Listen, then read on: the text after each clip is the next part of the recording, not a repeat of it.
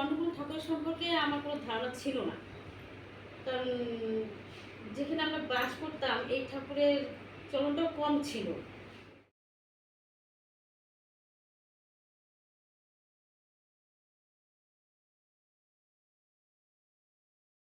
কিন্তু মায়ের উপস্থিতি অনেক কম, তো সবাই আসলে বেশি ভালো হয়।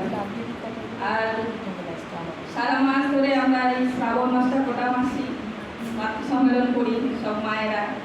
আমাদের মায়েদের হচ্ছে সারাদিন তো আমাদের বাড়িতে যেটুকু কাজকর্ম যাই করি না কেন, কিন্তু তারপরে আমরা মাতৃ সম্মেলনটা কিন্তু সময় করে ঠিক যে যেই বাড়িতে দায়িত্ব নিয়ে দায়িত্ব নেয় আমরা সেই পালন করি। সময় মতো গিয়ে মাতৃ সম্মেলন করা, বা তারপরে আবার প্রার্থনা, যদি প্রার্থনার সময় না থাকে হয়ে গেলে মাতৃ সম্মেলন আমরা বাড়ি চলে আসি, বা তার আগে ডিউটির কাজ, পরে ডিউটির কাজ আমরা আগে করতে পারি না, পরে ডিউটির কাজটা করি।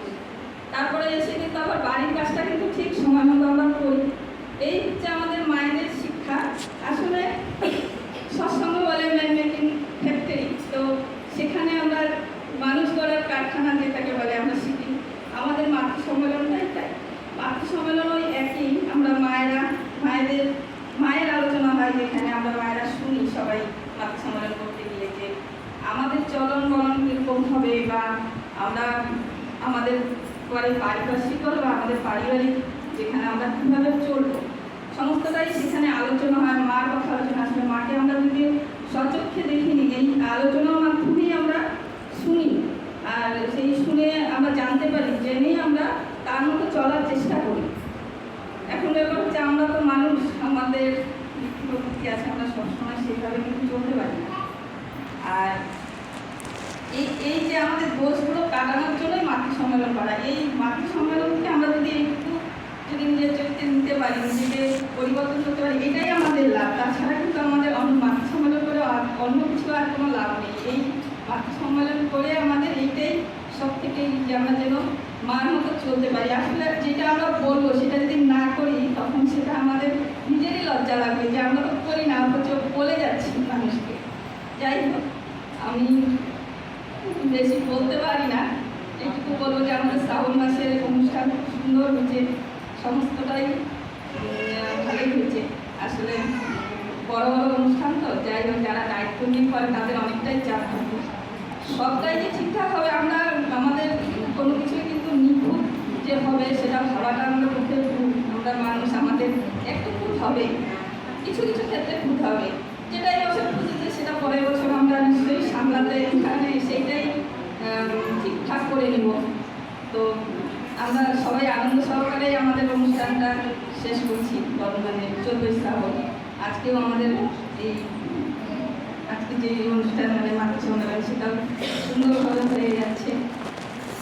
আর একটা কথা বলবো যে ইতিবাদ করে মাদেরকে উঠানো, এই যে এটা আমি এটাই বলবো যে খাওয়ার পর থেকে শ্রাবণ মাসটাতে কীভাবে শুরু চলে, আমি ঠিক এই বললাম শ্রাবণ মাসের দিনগুলো প্রত্যেকটা বছরই একেবারে দুরন্ত বেগে চলতে থাকে। আমি আগে আরও বেশি ছিল, এখন এটা নিয়ে একটু এই বছরটা, গত বছর হয়তো একদিন দিন বাড়িতেই ছিলাম, যাই।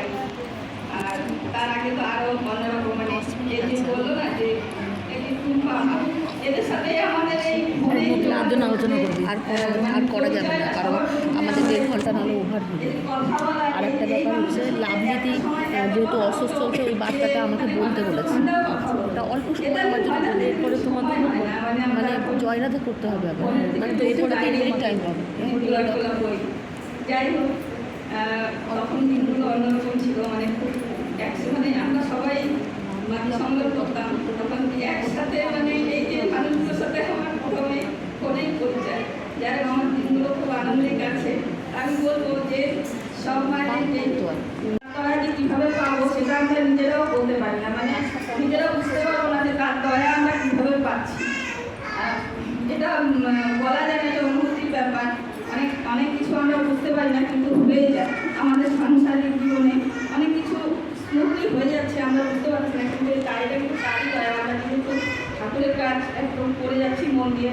এইভাবে এটাই আমি বলছি সবাইকে, যে যেহেতু আচার্য নির্দেশ এখন যে যে যেখান থেকে যতটুকু সুযোগ পাবা তারা দ্বিতীয় একটা করবা। সবাইকে আমার রাজনীতি জয় জানাই, সবাইকে মঙ্গল প্রার্থনা করি। হ্যাঁ, আমাদের অনুষ্ঠান আর আমাদের হাসপাতাল পাড়ায় অনুষ্ঠান হবে 25 তারিখ, 25 আগস্ট। সবাই যাওয়া, সবাইকে বলছি সবাই যাওয়া।